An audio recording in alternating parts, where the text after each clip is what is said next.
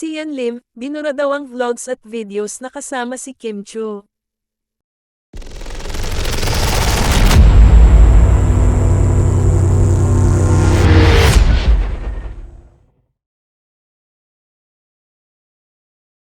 Pasabog ang Facebook post ni ABS-CBN Showbiz News reporter MJ Felipe matapos niyang iulat na binura ni Kapuso actor Sian Lim ang halos lahat ng vlogs at videos niya, at ilan dito ay kasama ang girlfriend na si kapamilya actress TV host Kim Chu.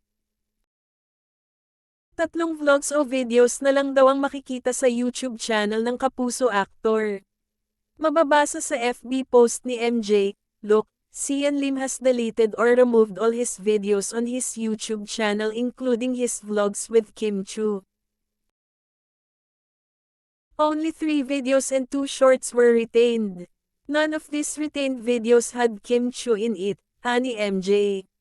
For the past month and weeks, Kim and Sian has been in the news rumored to have broken up. Kim has been evading these rumors and questions from the press. Tanong pa ni MJ sa madlang netizens, "Kayo, what do you think this means?" Kalakip ng kanyang post ang mga screenshot ng resibo sa pag-delete ni Sian Lim sa kanyang vlog sa YouTube channel. Kung sisilipin nga ang YouTube channel ni Sian, 3 vlogs, videos na lang ang naroon. Matatanda ang matagal nang umiikot-ikot ang chikang hiwalay na sina Sian at Kim subalit hindi pa ito kinukumpirma ng dalawang kampo. Makahulugan naman ang naging sagot ni Kimi nang matanong tungkol dito. Aniya, sa kanila na lang daw muna kung ano man ang estado ng relasyon nila ngayon.